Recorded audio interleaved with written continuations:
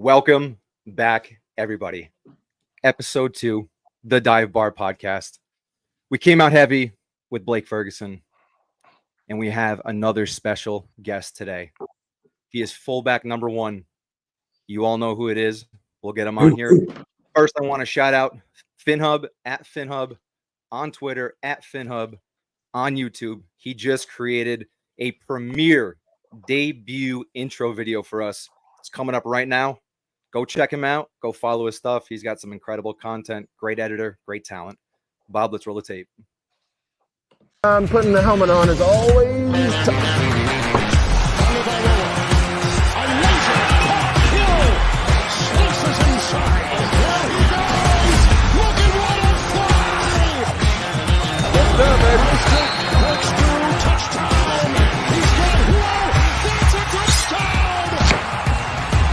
The opportunity is right now. Terrific defensive play. Intercepted. From the Balboa. Off the block. Two on the move. Going deep. Speedways. He's got Hill. He's got Hill. The Dolphins have recaptured the lead. Boys, I'm hyped. Let's go. Come on. Let's go. Welcome back, everybody. We see another face up here. It is none other than fullback 1, Alec Ingold. How are you doing, Alec? We appreciate your time. How are you? Boys, goosebumps right now from watching the boys. Anytime you hear Kevin Harlan on the call, Let's go. yelling Tyreek Hill, like that's all you need, man. That is literally all you need. Inject it into the veins, man. Are you kidding me? It's gonna be a good night. I'm excited. Got the fullback leap. We got the fullback leap in there. I saw a little cameo from your boy. We got a lot of guys on there. You got a lot of guys. Future podcast it's hard to guests, fit 'em in. I would hope. Yeah, Hey, Put in we the word. hope so too. Put in that good word, Alec. I love it. All right, man. We have Always, so much to always. cover today. We are so excited. I mean, this is our second podcast ever. We don't do this for a living. We all have careers. We're all doing stuff during the day, and we've been working on this in the background for a long time. So, Alec, it's an absolute honor to have someone not only of your caliber of talent on the field, but your caliber of character off the field. I think that's one of the most impressive things about you. I think the best way to start this is we all read your book. Okay. You know, if you haven't read it, 7 Crucibles by Alec Ingold. We'll show you the links and everything towards the end of the podcast and whatnot. But I think the best place to start is I want to remind you, as fans, we go into Twitter Spaces. It's kind of just a place where everybody can congregate. It's like a podcast without the video. When you got signed to Miami, it happened during one of the live spaces, and there's a ton of people in there. And I couldn't tell you how many people were excited to hear that. Not only because we were the caliber of player we knew we were getting. We haven't had a traditional fullback. I can't remember when, like Lusaka Polite maybe. So we were really excited about that hard nose. We love fullbacks around here. But what we're more excited about is we knew we were getting a leader, team captain of the Raiders. We knew the kind of guy we were getting.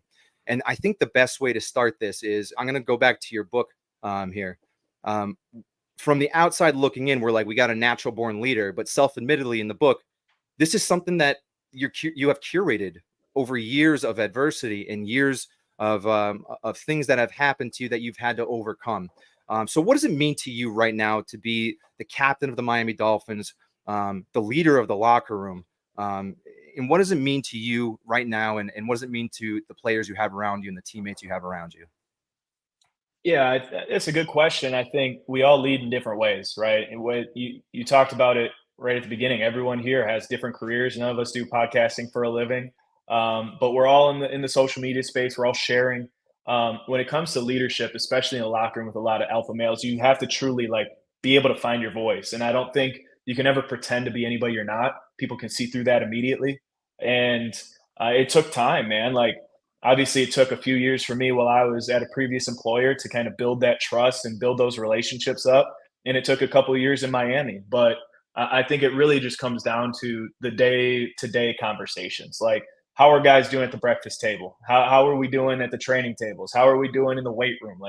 That's where I love connecting, being real, having those relationships with guys. And over time, that's going to help transform onto Sundays. That's where you build that trust that authenticity, those relationships.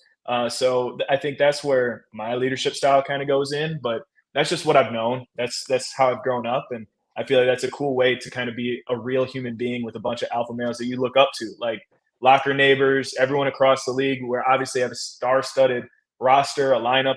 Our entire locker room's full with super talented dudes, and it's like, okay, is that the type of person? Can I be that guy that these ultimate like warriors, talented human beings can trust in fourth quarter? And like that's what I'm always trying to do. That's what I'm growing towards. And I feel like once they know that heart, once they can trust it, then you can call yourself that leader. But before you build that trust or that accountability, it starts in the day-to-day, every single day. Training camp, July 23rd, that's going to be our first day back with the boys, and that's where it all starts over again. And Alec, I'm sorry, I get goosebumps listening to this guy talk, man. I want to run through a wall right now, brother. Holy got me ready to run through no a wall. wall is safe around you, Joe. No wall is safe in front of you. I love really it. not. Brick walls are going down. Not like that at all. But don't tell her I said that. Now, with that said, Alec, we know that Coach McDaniel preaches adversity is opportunity, and you know better than anybody. Adversity is opportunity. There's one thing that really stuck out in the book, and I really wanted to ask you about it. It's the 17-inch standard, something that you need to be held to no matter what to achieve that goal. What is Coach McDaniel's 17-inch standard for the locker room, and how does he keep you guys accountable? Yeah, I think it's the preparation piece. Like, there's no shortcuts in it. And the 17-inch standard that we're talking about here was in the book is the size of home plate, right? Like, the size of home plate is the same in Little League as it is in the MLB. And you're throwing balls and strikes. If it's going over the plate, it's over the plate. You touch home plate, it's 17 inches. Like, that's the standard of the game of baseball. And I think you translate that into our locker room. It really comes down to our practice habits, our standard there. Like, that's where it begins. That's what you can control. I mean, you can't control the scoreboard and the opponent, all those other things, the external expectations, like all that stuff can be flying around you. But if you hold yourself to that 17-inch standard day in, day out, the way you prepare training camp into the week of prep, that's stuff that we can control as a team. And I feel like that's the standard that Coach McDaniel just lays out for us. He leads by example. He's got juice every single day. He's not faking it. It's like, it's what he loves. He's obsessed with it. And I feel like that is infectious to the rest of the guys in the locker room. Like you see that, you feel it, and you're ready to go to work knowing that's what you can control. That's the standard of the day. And you're holding everybody else accountable to that day in and day out. Yeah. And Coach McDaniel holding you accountable. Adversity is opportunity, obviously, is a mantra, not only for you guys, but it's echoed all throughout social media and all throughout the fan base. But he's got something new this year. You're going to have meetings and everything and practices on the 24th minute of every hour. Does that help build some of that culture? Yeah, I mean, those are the residuals, right? I was reading a book by Brandon Epstein. He was talking about how your subconscious mind is like a supercomputer, right? Like you're taking in all this information, what you think intentionally, what you're deciding deliberately. That's important, right? But what you're thinking constantly in the background kind of feeds those habits, feeds that standard, feeds that routine. So whether it's meetings starting at the certain time, like you're always talking about it, you're being about it, it's always around you. And that's something that we are shooting to do. And that's the goal of the team. I think that's the subconscious mind, the power of everybody buying in. As little, like the little things are the big things. And I know it's kind of cheesy, or some people might not say like the little things are the big things. It's all talk or football talk or coach speak, but like it's talked like that because it's real, because the ones that win, they truly buy into that and they see the fruits of the labor. So I'm like all the way bought in onto that and the subconscious mind, and being able to have every part of your day being intentional as possible. And I think that's the little stuff, man. That's the special thing about football. Like we're talking about ball, and we got guys from all corners, walks of life, all different backgrounds, and we love watching the Dolphins play on Sundays, right? Or being a part of that atmosphere in that game, and it brings people together and it's meaningful. And Hard Rock Stadium is something we protect as that home stadium, and guys have a sense of pride about that. And those little things that you could possibly do, those intentional decisions that give you that 1% chance to be more successful on Sunday, like why wouldn't you buy in? Why wouldn't you go all in? Yeah. Right? Like that's why we're all here. It brings people together, and that's why it's the most beautiful game in all of America. I couldn't agree anymore. And I don't think people really realize, like, at the level the NFL is,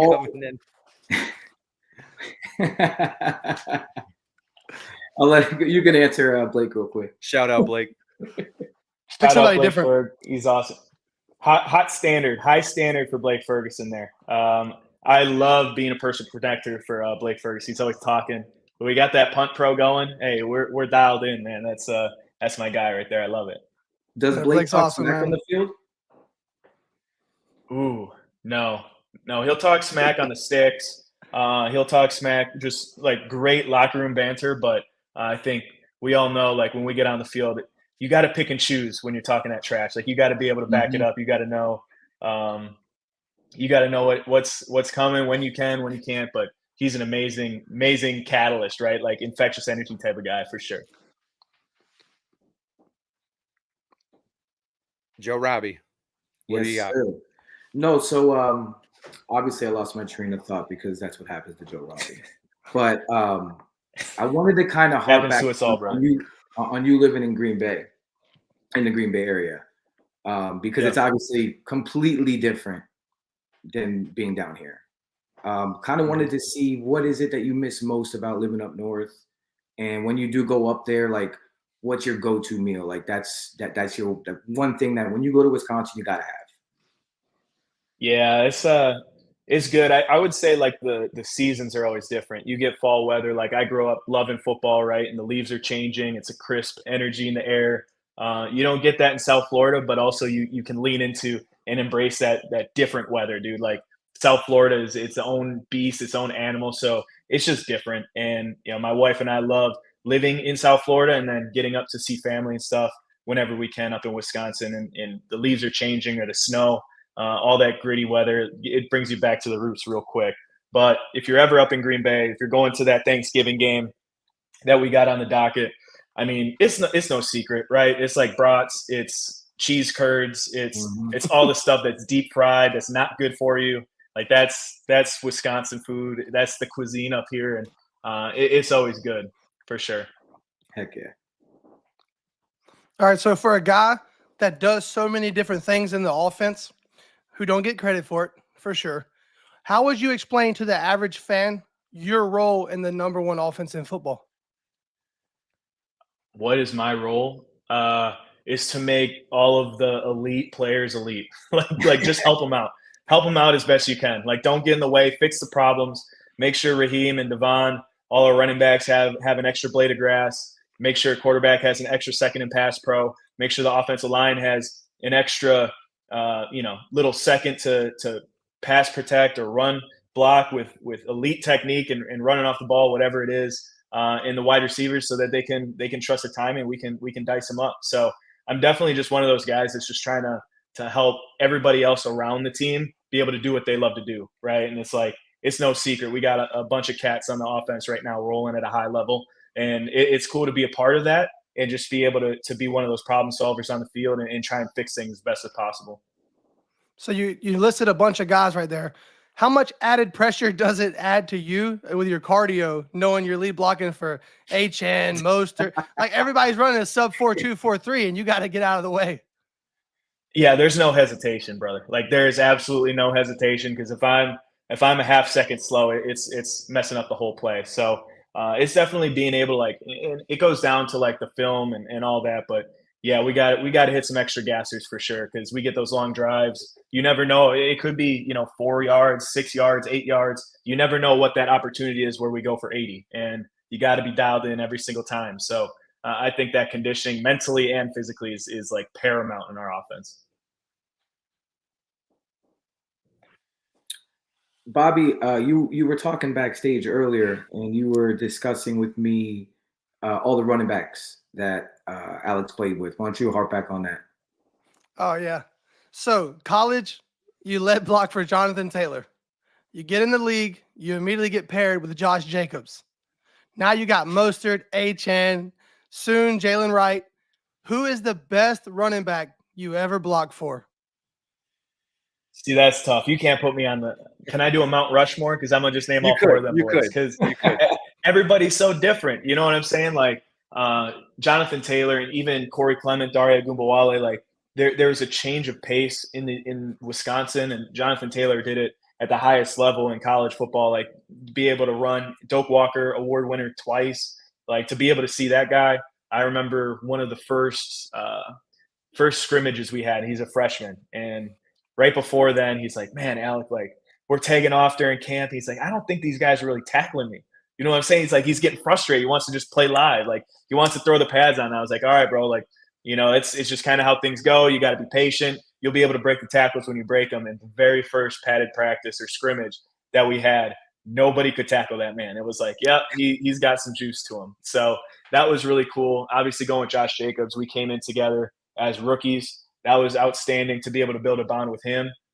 Growing up in the NFL, figuring that out in a smash mouth style, like dude's always making the first guy miss, physical, lower his shoulder down. I think everyone remembers his Alabama clip. I don't know if this is the Orange Bowl where he like absolutely trucked somebody like straight up. He had any cut that he wanted. He's like, no, I'm going right through this guy. I think it was against Oklahoma. Like that play just lives in my mind. And then you get to Miami and you get the speed of Raheem and Devon. Like it's scary, dude. Like sometimes I'll be on the backside of a play and you just don't really hear, like, you know how like the tempo of a play, it's only going to be 5-6 seconds maybe. But then all of a sudden you kind of hear that dull roar that all of a sudden is like exploding. And I'm hitting somebody. I'm not even watching. Like I don't even know where the ball is at this point. And Devon's already 40, 50 yards downfield. Raheem's jumping over somebody to get into the end zone. Like that's the coolest part, is like the amount of speed and suddenness that we have in our room now. And it's an absolute pleasure to be able to block for those guys. I've been really lucky, man, in my career. And don't get me wrong, Raheem's a dog. He'll put his head down too. Yeah, speed to power. Like I didn't really understand that, and then he started putting on tape. I was like, "Oh, that's what speed to power is." Like 31 can do that. We've talked about that a few times. He's one of those guys too. Go ahead. Yeah, he's sneaky strong. Like you wouldn't think so, but he's sneaky strong. I love working out in the weight room. Like I take pride in like squatting a whole lot, benching. Like you get in there with the boys, and Raheem is like just wiry strong. Like he can move weight like you wouldn't believe, man. And it's like we'll be box squatting or whatever, and the speed, the suddenness, and he's throwing however many plates that you have on. He's like, all right, cool, let's do it. You know what I'm saying? He's definitely strong and definitely runs with that. His pads, like he's got them. He's using them. Like that's real.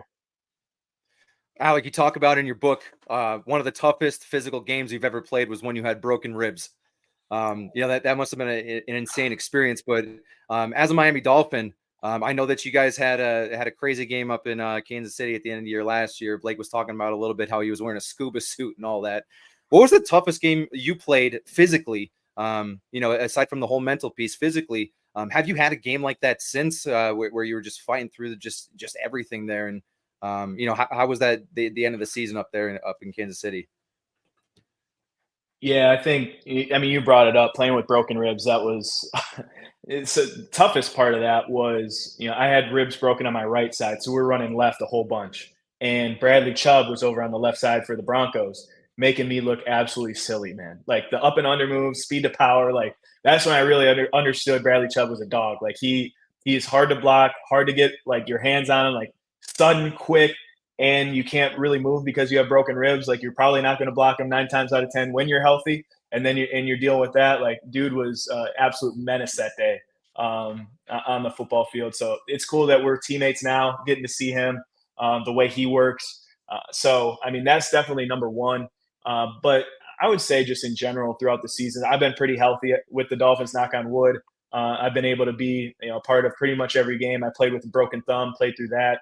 But it's those games are so meaningful at the end of the season. You just can't miss them.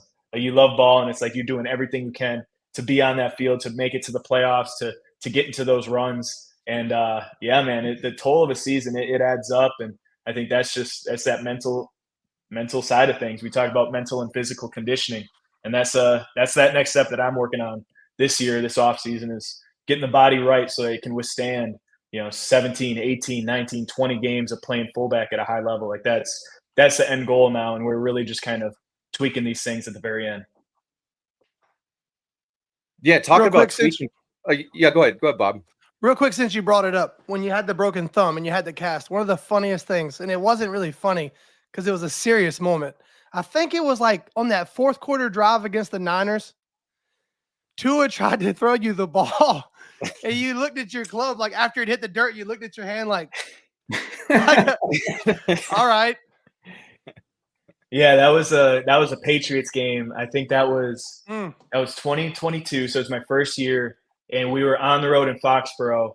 Skylar Thompson rolled out, and there was nobody by me. Like the entire defense just expanded. Right, nobody is guard. Like there's not a soul within 30 yards of me because like why? You know what I'm saying? And it was just muscle memory. You're used to throwing that a million times, and I couldn't catch it. The wind kind of caught it.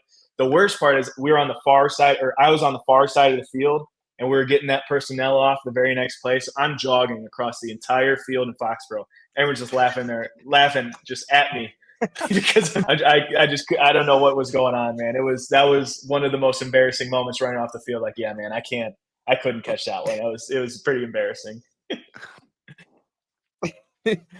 Now you're talking about getting everything right, getting into the season. I think a lot of the fans want to know too, especially from your perspective. I know that you had the mini camp and everything. We had some voluntary and all that, but what's your temperature on the offense this year compared to last year? We had some great additions, and then we lost some guys, like Robert Hunt, critical piece of that offensive line. It's what have you seen during camp, and especially some of the new guys? Anybody that stood out to you? And what's your take on the offense going into this year in the offseason? I think it's exciting, man. We're in year 3 of the system. Guys are starting to know the playbook a whole heck of a lot better. The ins and outs of it. You can trust your teammates. We've been around each other a little bit. Like you said, there's been ins and outs, shifts, but that happens across the league, right? Like guys are in and out of buildings all over the place. That's just the nature of the NFL right now. I think the coolest thing is just embracing the fact that like whatever happened last year, like we can learn from it, you can grow from it, but that doesn't those stats don't mean anything for 2024. You know what I'm saying? Like that's not that you get to define the identity of the team all over again. Guys are buying into that, the opportunities to grow your role. Everyone's, thirsting for improvement, technique, fundamentals, whatever it takes, especially in the offseason and the program that you have. It's carrying those intentions with you to reinvent the offense, to put your stamp on it so that this season feels different than last season. You're not riding on any coattails. You're catalyzing, you're self-starting all over again. Like some people can kind of lean into that and be like, man, we got to do this all over again. It's like, yeah, we get the opportunity to do it all over again. And I think that's what has been really cool to be in this building, in this room, is guys lean into that. You embrace it. And I feel like you pick each other up during that. So with all the new additions, with all the new talent, the dogs on the team, like that's what's exciting, is being able to see new people, new pieces in new roles and responsibilities, and seeing, how we can all kind of take different ownership pieces of the offense to help each other be the best and figure out how we can be better than we were last year. And like, there's always going to be different problems. There's always going to be different adversity, but if you're being that problem solver, if you're being a solutionist, if you're a part of that solution as an offense, as a team, I feel like that gives you a chance to be as successful as you want to be. Yeah, that's and nice the offseason. Oh, I'm sorry. Go ahead, Ghost. Yeah, just one follow-up. The offseason is a big time for you, especially when you're getting into camps and all that, because you talk a ton in your book about there's a right way to compete and there's a wrong way to compete. And part of that is building up the man next to you that's trying to take your job, helping them with the playbook, whether it's a new rookie, whether it's a player coming onto the team that doesn't understand the offense. How important is that to you? And what are some things that you do during camp, especially with the rookies coming in, that you show not only just compete the correct way, obviously, you're a fullback one, but to teach those guys like, hey, this is the, do you take any initiative to say this is the proper way to do things, or hey, I can give you some advice being a veteran in this league? How important is that to you and the guys in the locker room that are just coming in? It's massive. And those are the guys that are going to help make the team that it's going to be or can be. And I think if you're shying away from potential, you're probably competing the wrong way, right? You're not taking the extra time to help people that are willing to ask those questions. So I know any rookie that's coming in, and you see a lot, like that's the culture of a lot of these guys, the older guys, the vets in the room, are willing to educate, are willing to teach, are willing to support and break down plays. And that it starts with the coaching staff, and they've done a tremendous job. But the guys in the locker room too, you need to be that echo chamber. You need to be able to balance all of that out and ease some of the rookies' minds, or the younger guys that are just showing up, or you're trying to learn the offense for the first time. Because at the end of the day, like, we're all competing for, the spots on the team, that 53. But to be able to make that 53 the best possible 53 it is, you can't be holding anything back. And you build a culture and identity around that where dudes are just intentionally like giving without that intent to receive and just trying to help the person next to them. Like, that's where all of a sudden you're teaching, you're educating, you're explaining things, you're talking it out. You're not just looking at the X's and O's and being like checking through it mentally, I got it. All of a sudden you're trying to take that initiative, you're asking questions, you're trying to answer questions. All of a sudden the playbook so much more. And once you know that and you can internalize it, that's just going to help you on Sunday. And I feel like it's a hard mental barrier to like overcome. It's a cutthroat industry, like everyone knows that. But if you're willing to kind of put yourself out there and be that voice and learn and dive in and go that hard route, I feel like it just helps everybody in the team, everybody in the organization. And then at the end of the day, it's going to help you too. So I do feel like that's a big message in the book that we talked about, that it's tough to walk that walk every day, but I think it's extremely important. And it's just like anything, man. The more you do it, the habits that you build, it's all a part of it. And it's contagious. It you is guys contagious. follow suit immediately if everybody's on the same page. 100%. And like, that's what you want, right? You want guys helping each other out, being able to talk and communicate. We're talking and communicating in air conditioning during May, and we're talking through these problems.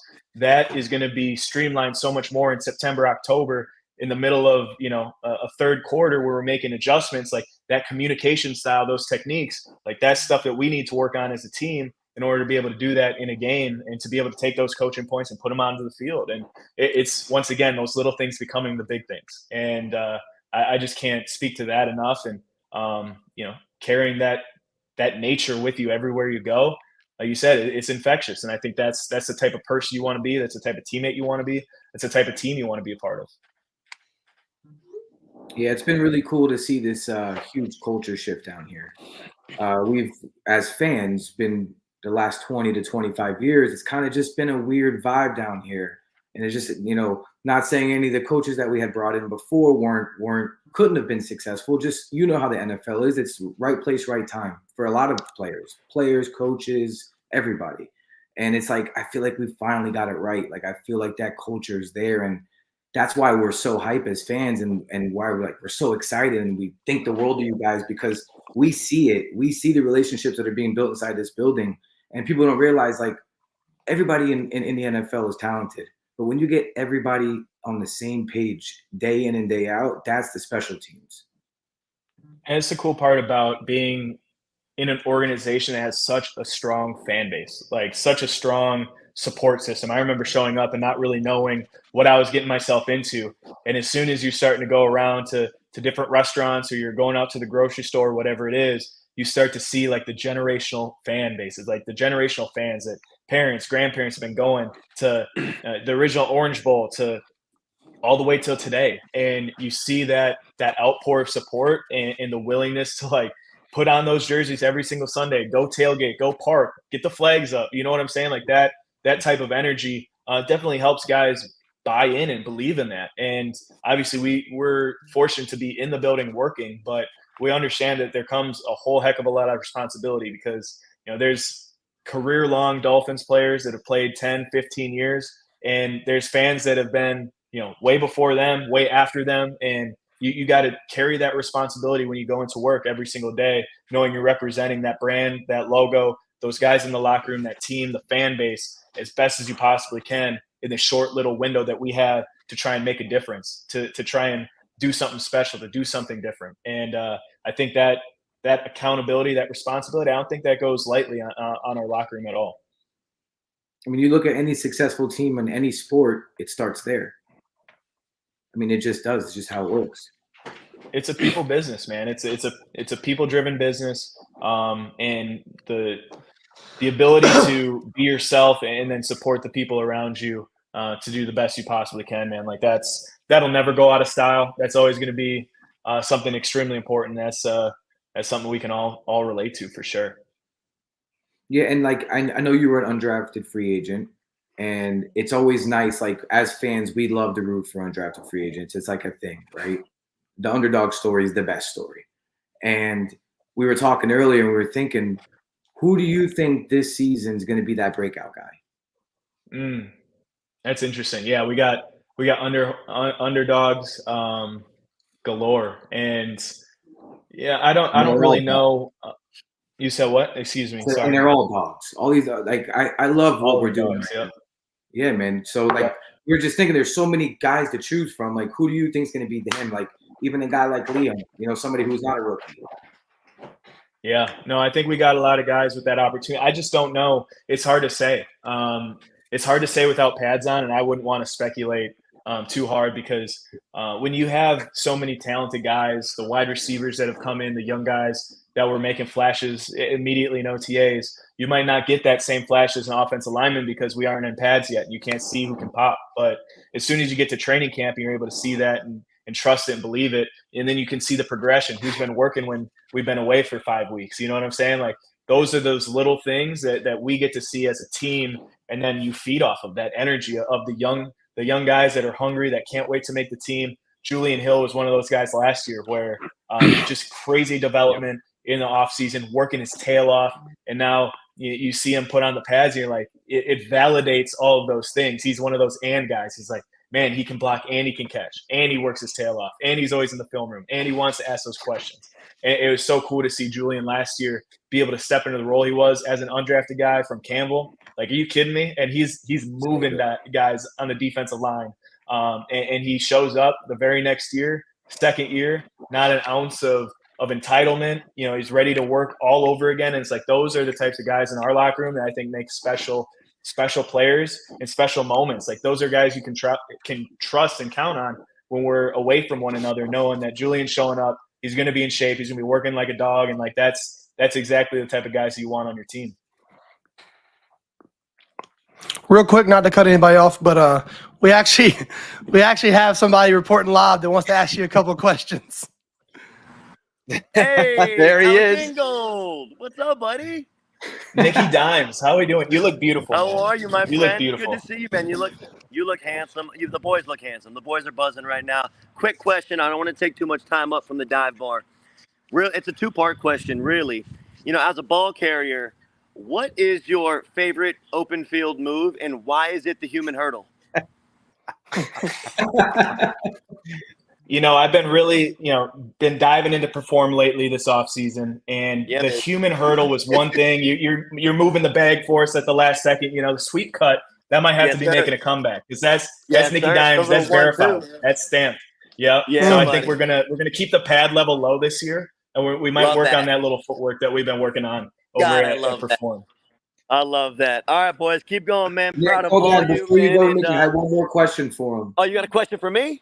No, I have, but you got to stay on for me. Got it. Okay, I'm here. Who's your favorite trainer, and why is it Nick Hicks? I think Nicky Dimes is my favorite trainer because he brings the swag level, and it is impossible to have a bad day around him. Like, he's got the Bucky on, he's got the shades on. It's raining outside. Ooh. He's got the rain vest. He's got the cleats on. You know what I'm saying? Listen, when I've got 1% skin showing out there, it's game on. I've got the long sleeves, the 100%. bucket, the shades. When it's only just the nose, buddy, it's on. That's when you know it's All right, real. boys. That's when you know it's going to be a work day. Again. All right, guys. Again, I'll leave you with that. Alec, great to see you. You look handsome as ever. Hopefully I'll see you soon, buddy. Peace. Later, brother. Damn, what Pace a in the cameo. backyard. What a cameo. What a cameo from Perform, man. Alec, talking about like just preparing for the season, right? And it's kind of like the schedule coming from the draft. You get into voluntary camps, you get into mandatory camps, you got mini camp, and then you have a little break, and then you get into practices and whatnot. But what do you guys do to kind of keep that mental energy going? I know you talk a ton about it. To just keep that mindset, because if you're bouncing back and forth, in June and July, how do you keep that mindset?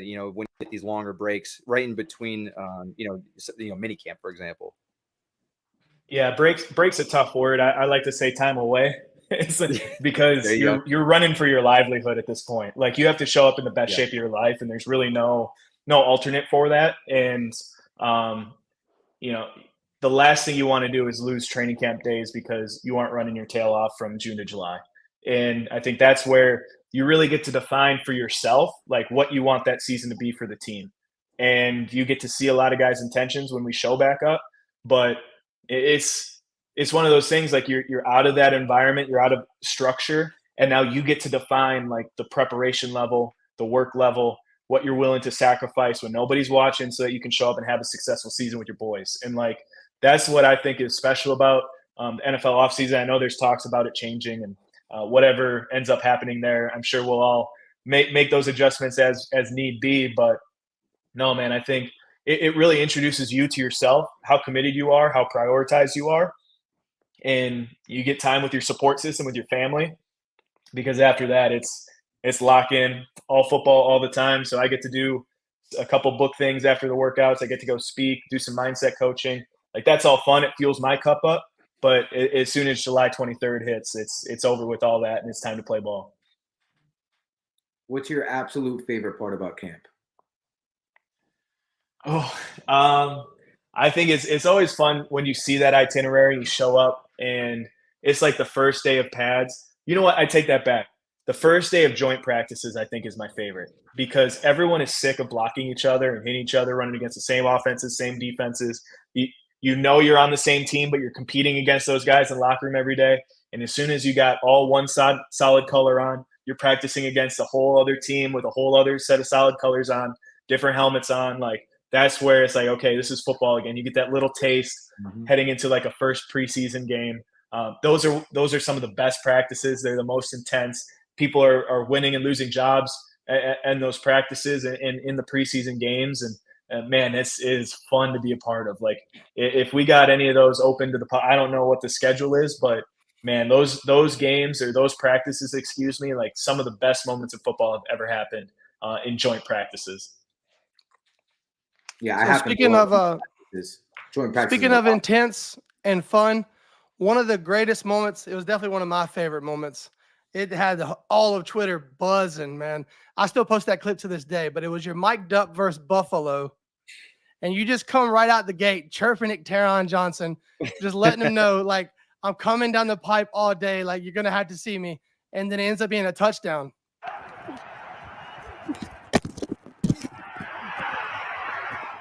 It's going to be a long day for you, bro. Just letting you know. Move, bring it up.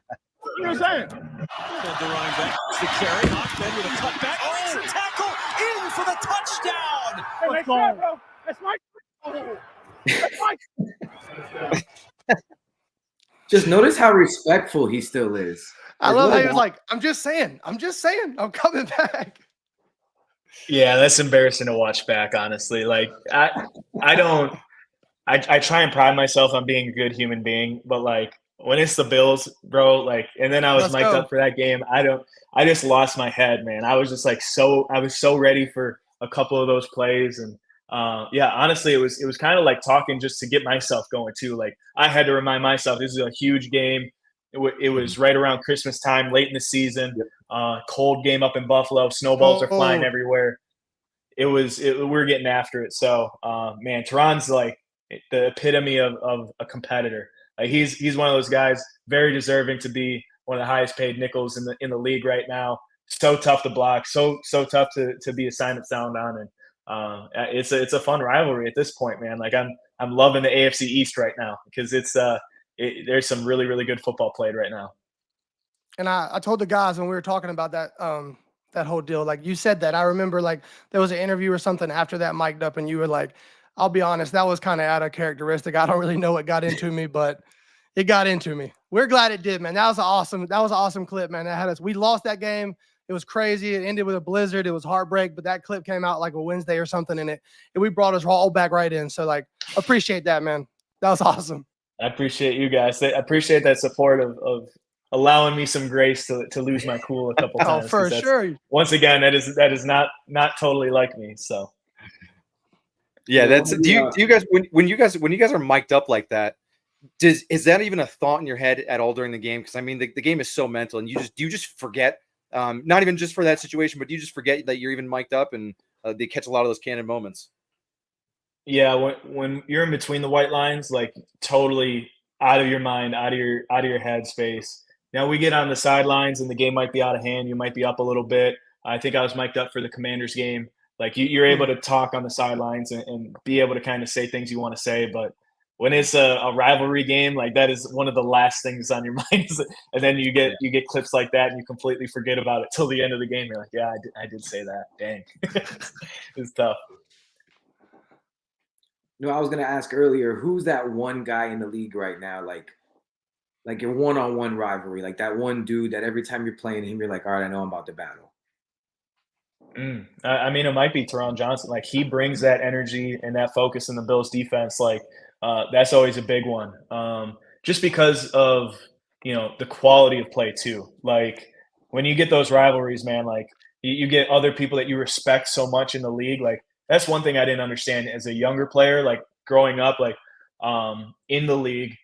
I was always thinking like the rivalries would be all those like the best players or the teams that you're going against, and you understand how much respect there is amongst opponents because of the high quality of football you're playing. Like you're watching tape on some guys across the league, and you're like, man, like these guys are just making plays. They're running sideline to sideline. They're fast.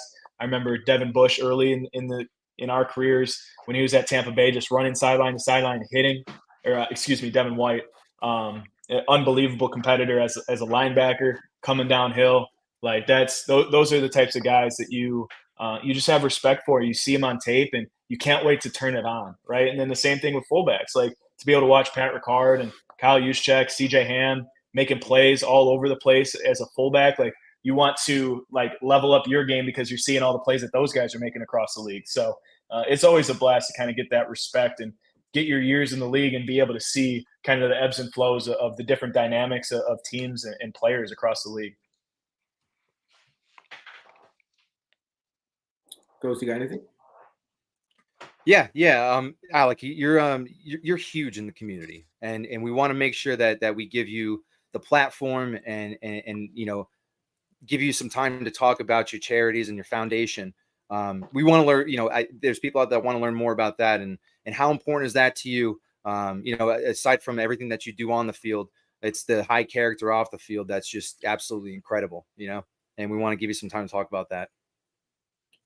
Yeah, I think being able to serve the community of South Florida has been an absolute pleasure. Like, first of all, I got to shout out like the Dolphins community relations team, the communications team, all the give back they do, the junior Dolphins, like the systems and processes and people in those roles that are so like accountable, professional, willing to help no matter what. Like it's unbelievable, like world-class organization for sure.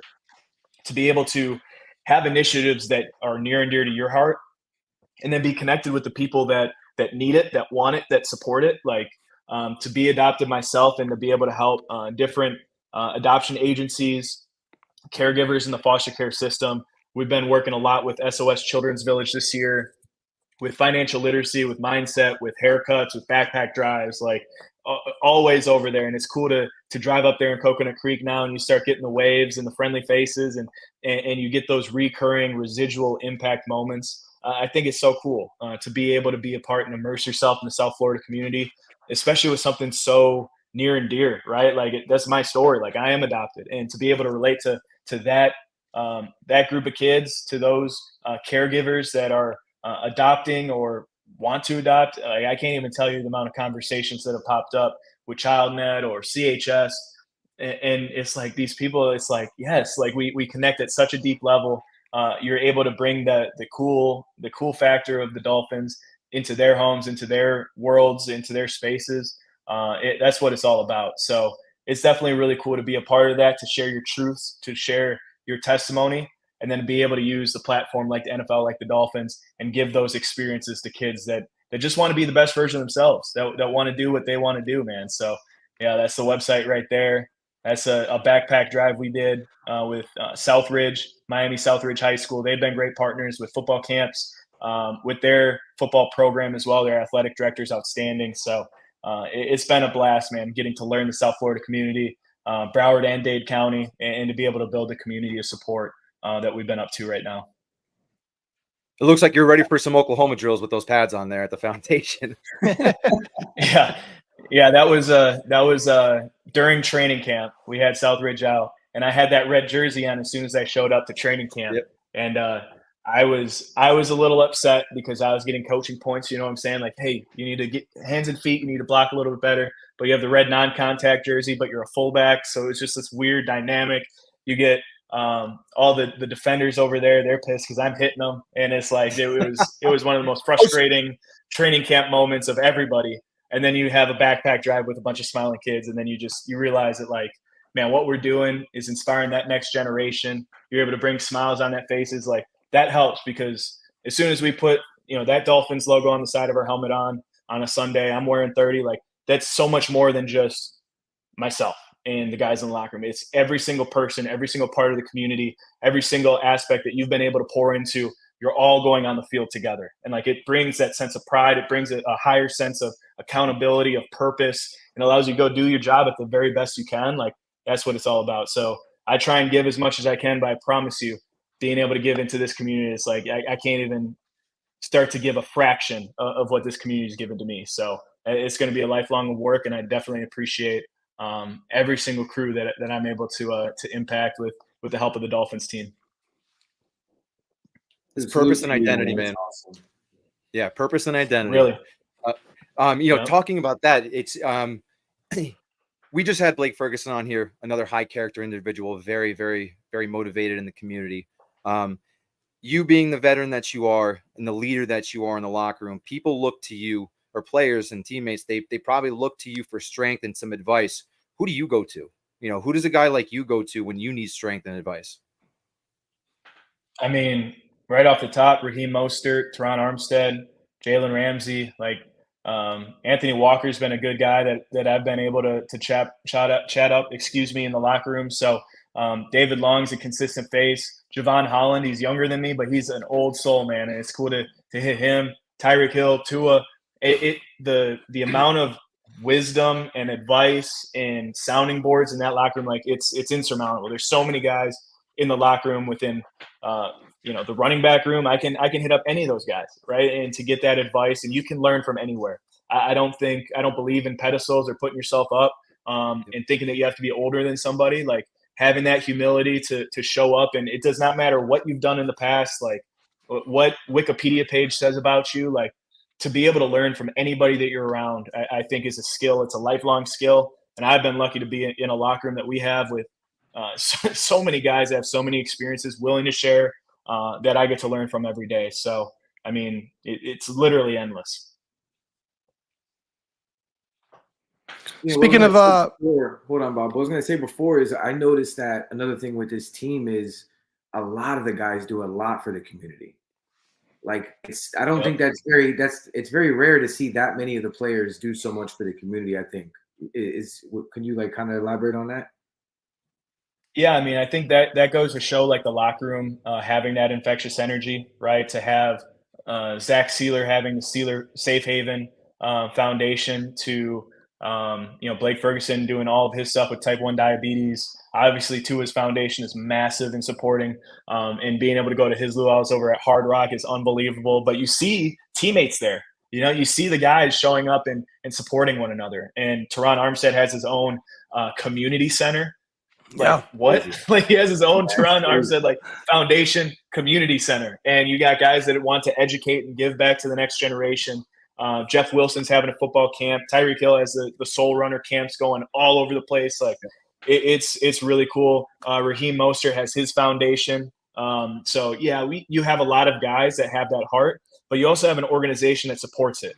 And I feel like that's also a big thing that I don't want to go without saying is, like, that team over there, the organization, the structure, it helps guys pour into the communities and what are near and dear to our hearts, so that we can go out on Sundays and be the best football players we can be. All right, I got a couple questions here. I think I already know the answer to this one based off the kind of person you are off the field, but if you could take a Walter Payton Man of the Year award or a Pro Bowl, which one you taking? I'm going sweetness every time, man. It's greatness on and off the field, like doing it the way that you need to do it. Obviously, both of those opportunities, nominations last year were really, really special, really cool. But there's something to be said about giving back and seeing the smile on a kid's face when you're able to do the smallest of gestures, right? And to know that there's an endless amount of possibility. You can use this game of football for to change somebody's life, to impact in this world. Like, that's what it's all about. Okay, so you were playing in Las Vegas. You're playing for Gruden. I can't think of more of, or at least it seems like more of an opposite personality than Gruden than McDaniel. So I know that both of them can get you to the point where you're ready to run through a wall and do anything for. How do they do it differently? And maybe what are some of their similarities that most people wouldn't believe?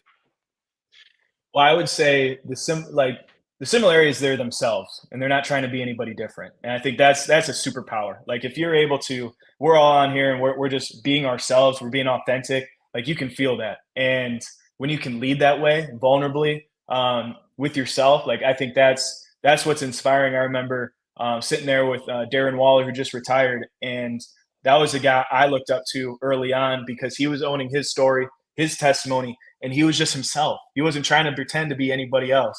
And that was some of the most inspiring stuff, like, to see a human being that's just them. And it was like the coolest thing in the world. I was like, man, that's it. Like, that's it. I aspire to be like that.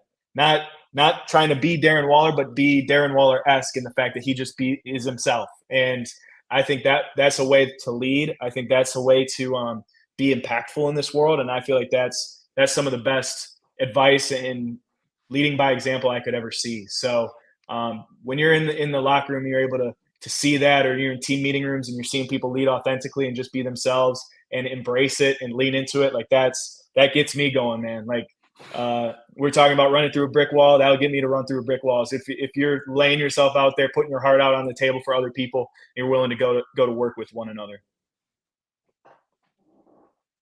Man, that's great.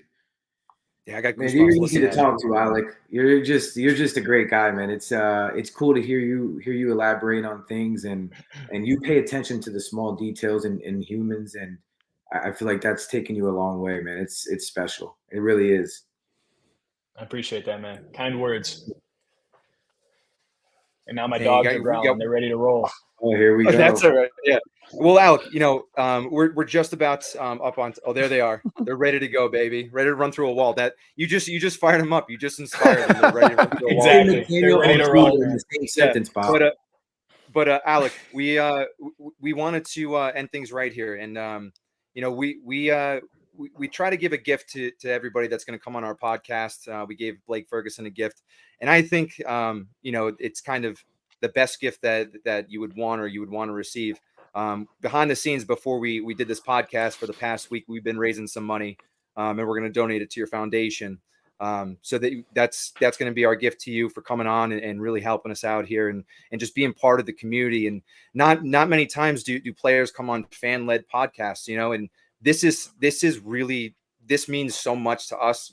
And we want to do something for you and do something for your foundation. And that's what we're going to do for you. And we'll get everything together offline. But that's something that we want to do for you. And you've already done so much for us, and on the field, off the field, for the South Florida community. You're a high character person. You're exactly what it means to walk the walk on and off the field. And we appreciate all your time and everything that you've done for this community. I appreciate that, man. I appreciate the opportunity to help. Obviously early on days, I'm excited to see the next however many years what this takes off to, the collaborative efforts of this. And I mean, it's the small things, it's those gestures, right? To be able to come together as a fan base and support the foster care and adoption system like that in South Florida, like, that's unbelievable. And that's the power of a great organization, great fan base, to be able to do the special things that you can't find many other places, man. Football is a special place to bring us together. So I definitely appreciate the opportunity, the time. The hour flew by, and I'm really excited for, obviously, a football season.